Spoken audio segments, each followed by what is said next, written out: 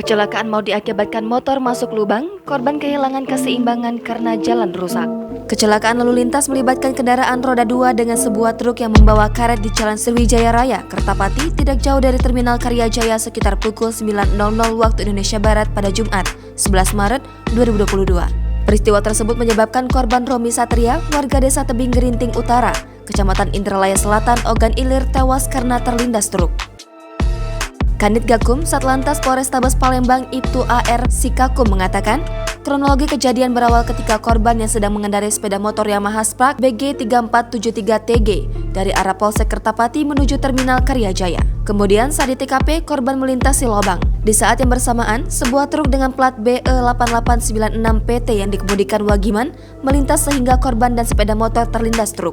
Itu kendaraan mobil truk yang membawa karet dari arah Indralaya atau dari arah Polsek Kertapati mengarah Terminal Karyajaya, mengambil jalur kiri tetap berjalan di depannya. Kemudian motor yang dari arah yang sama belok menghindar pada lubang, jadi menghindar ke depan mobil truk, terjatuh langsung masuk ke dalam bawah mobil.